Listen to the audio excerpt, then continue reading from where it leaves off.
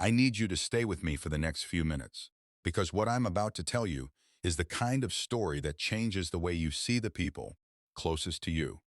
I returned from a grueling 9-month deployment on an ordinary Tuesday. Nothing felt different. The sun was setting over our quiet suburban street, and the porch light was on, just like always. But by the time I went to bed that night, everything I thought I knew about my family was gone. And what I found out next, most people can't even bring themselves to say out loud. Before we go deeper into this story, take a second and hit that subscribe button. Give this video a like, and let us know where you're watching from. I'm curious to know how far these stories travel. Welcome back to Family Secrets and Revenge. My name is Ethan Vance. For nearly a decade, I served my country as a specialist in the U.S. Army, a role that demanded absolute focus, discipline, and months of complete separation from the life I was building back home in Austin, Texas. My wife, Julianne, was the anchor that kept me grounded through every sandstorm and sleepless night overseas. We had a beautiful 5-year-old daughter named Lily, a comfortable home, and what I believed was an unshakable bond. But distance does strange things to people, and some promises are only as strong as the effort it takes to keep them when no one is watching. The day I got back was supposed to be a celebration. I hadn't told Julianne the exact hour of my arrival because I wanted to surprise her. Walking up the driveway, my heart was hammering against my ribs. I carried my heavy duffel bag up the steps, unlocked the front door with my spare key, and stepped into the quiet house. The air smelled of vanilla candles and clean laundry, the exact scent of home I had dreamed about while sleeping on a cot thousands of miles away. "Julianne, Lily?" I called out, dropping my bag in the hallway. There was no answer. I walked into the kitchen and found a note on the counter. Julianne had taken Lily to her mother's house for the afternoon and would be back by dinner time. I smiled, feeling a wave of relief. It gave me a few hours to unpack, shower off the dust of travel, and decompress. I went upstairs to our bedroom, looking forward to shedding my uniform and sinking into the comfort of my own bed.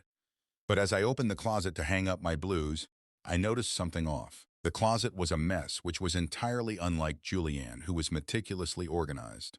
Amidst the clutter on the top shelf, a small, unrecognized electronic device caught my eye. It looked like an old tablet, completely drained of battery. Curious, I plugged it into a charger on the nightstand.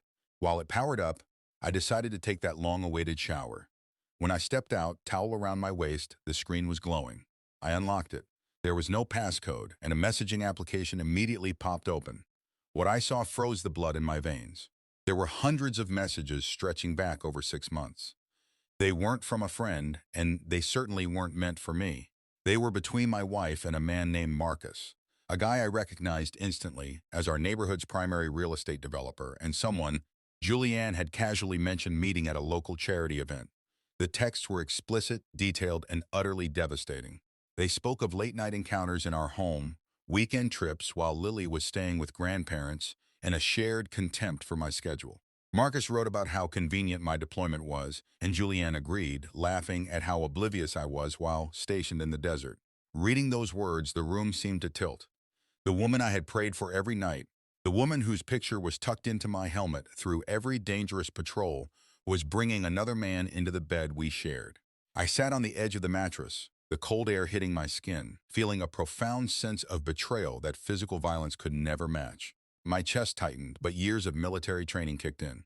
Panic was a liability. Emotion had to be compartmentalized. I needed data, and I needed a plan. I didn't yell. I didn't smash the tablet. Instead, I carefully backed up every single conversation, image, and timestamp to a secure cloud drive I used for military documentation. I recorded a video on my phone scrolling through the entire log, ensuring there was undeniable, unedited proof of the timeline.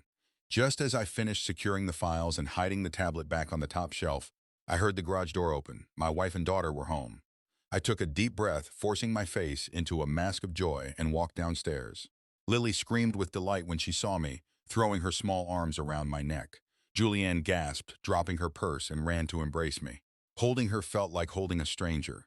Her perfume, which used to comfort me, now smelled like deceit. As I hugged her back, looking over her shoulder at the wall, I made a silent vow. I would not let anger ruin my life, but I would ensure justice was served perfectly. The next few weeks were an exercise in psychological endurance. I played the role of the returning grateful husband. I smiled at dinner, held her hand during movies, and listened to her talk about her day. But behind the scenes, I was operating with tactical precision. I quietly scheduled an appointment with one of the top family law attorneys in Texas, a man named Richard Vance, no relation, but an absolute shark in the courtroom. When I presented Richard with the digital evidence, his eyes widened. "This is extensive, Ethan," he said, tapping the printed transcripts. "But Texas is a no-fault divorce state by default, meaning assets are usually split down the middle, unless we can prove significant dissipation of marital funds on the paramour, or use this to secure a highly favorable custody arrangement." That was when I realized a quick, angry divorce wasn't enough. I needed to uncover exactly how deep this betrayal went, financially and socially. I began monitoring our shared bank accounts with a fine-tooth comb. It didn't take long to find the anomalies.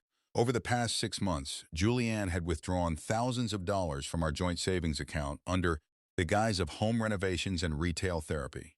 In reality, the dates matched perfectly with hotel bookings in Miami and high-end restaurant charges in downtown Austin where she had treated Marcus. She was using the hazard pay I earned overseas to fund her luxury trysts. Every statement, every receipt, and every fraudulent withdrawal was systematically logged into a spreadsheet. I watched the numbers add up, feeling a cold determination settle over me. She wasn't just breaking our vows. She was actively draining the future I was building for our daughter. Before we go deeper, I would love to hear your point of view. Given the sacrifice of military deployment, how would you handle discovering your life savings were used to fund an affair? Tell me what part hit you the hardest in my story, and share your thoughts in the comments. As I dug deeper into Marcus's background, I discovered something even more volatile. Marcus wasn't just a wealthy bachelor enjoying a reckless fling. He was married to a prominent civil rights attorney in the city, a woman named Clara, and his real estate firm relied heavily on his pristine public image and local government contracts. He had everything to lose. Julianne believed she was playing a high-stakes game of romance, completely unaware that she was just a temporary distraction for a man with far more capital on the line.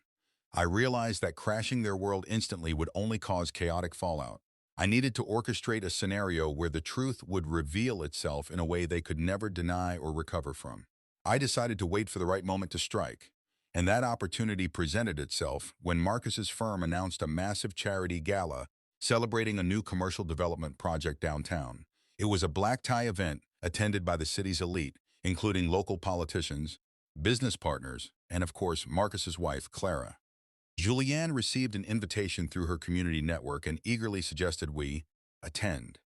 "It would be so good for us to get out, Ethan," she said, adjusting my tie in the mirror with a sweet smile. "Show everyone you're back safe." I looked at her reflection, marveling at her capacity for duplication. "I think that's an excellent idea, honey," I replied. "Let's make it an unforgettable night." In the days leading up to the gala, I coordinated with Richard, my attorney. The divorce papers were finalized, completely drawn up with a demand for sole custody of Lily, possession of the house, and a waiver of alimony based on the egregious dissipation of community assets. I didn't serve her at home. Instead, I hired a professional process server who was instructed to deliver the documents at a very specific time and place. I also anonymously sent a digital file containing the complete history of the affair, including the bank statements showing Marcus accepting gifts paid for by military funds, directly to Clara's personal office email, timed to land in her inbox exactly 1 hour before the gala began. The night of the gala arrived. Julianne looked stunning in a deep emerald dress, her face glowing with excitement. We walked into the grand ballroom of the luxury hotel, the air thick with jazz music, clinking champagne glasses, and high society chatter. Within 20 minutes, we crossed paths with Marcus and Clara. Marcus looked sharp in his tuxedo, but as his eyes met mine, I saw a brief flicker of hesitation. He quickly masked it with a confident grin. "Ethan, welcome home, man. Thank you for your service," he said, extending a hand. I shook it firmly, looking him dead in the eye. "Thank you, Marcus. It's good to finally see exactly what I was protecting while I was away." Julian stood beside me, keeping her composure perfectly, though I noticed her fingers tightening around her champagne flute. Clara, Marcus's wife, smiled warmly at me, but I could see a subtle tension in her jaw. She had checked her email before leaving the office. The trap was set, and the players were all on the board. We chatted politely for a few minutes about real estate and my transition back to civilian life before moving toward our respective tables. I checked my watch. It was 8:15 p.m. The main presentation was scheduled to begin in 15 minutes, where Marcus would take the stage to accept an award for his development contributions. As the crowd began to settle into their seats, A man in a plain gray suit walked into the ballroom. He didn't fit the black tie aesthetic. He scanned the room, spotted our table, and walked directly toward us. Julianne looked up, confused, as the man stopped right beside her chair. "Julianne Vance?" he asked clearly. "Yes," she replied, her brow furrowing. He dropped a thick manila envelope onto the table right next to her salad plate. "You've been served. Have a good evening." The man turned and walked out before she could even process what had happened. Julianne's face went entirely pale. "Ethan, what is this?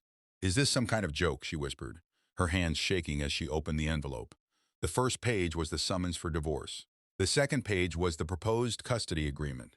Behind it were color copies of every single text message from the tablet, alongside the bank statements highlighting every dollar she had stolen from our family to spend on Marcus. She stared at the papers, her breath hitching in her throat. She looked at me, her eyes wide with terror and confusion. "Ethan, this isn't what it looks like. Please, let's go home and talk about this." "There's nothing to talk about, Julianne," I said, my voice completely calm, devoid of any anger. "I know everything. I've known since the day I got home."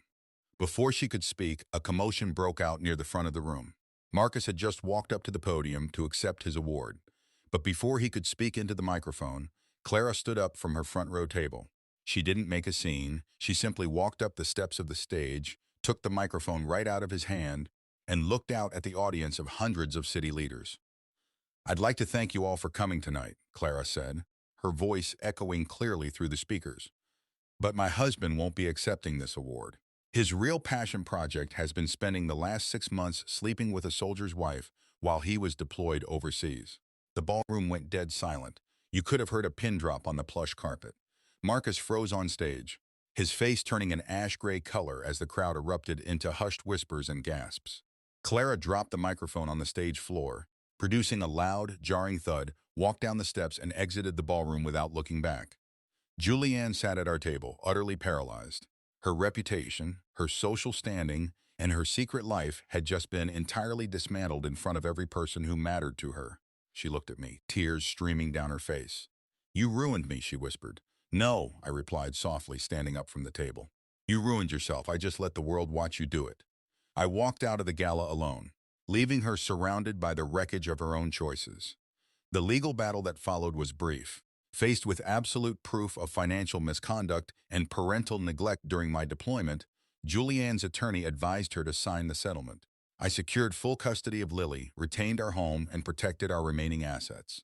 Marcus's development firm lost its city contracts within a month due to the public relations disaster, and his wife filed for a high-profile divorce that stripped him of a significant portion of his wealth.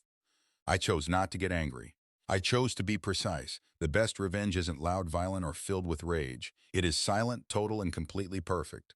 Thank you so much for listening to this story on family secrets and revenge. If this journey of betrayal and quiet justice resonated with you, please take a moment to like this video, leave a comment with your thoughts on how everything unfolded, and subscribe to the channel for more powerful cinematic stories. Your support means everything, and I look forward to reading every single one of your reflections below. Stay strong and see you in the next story.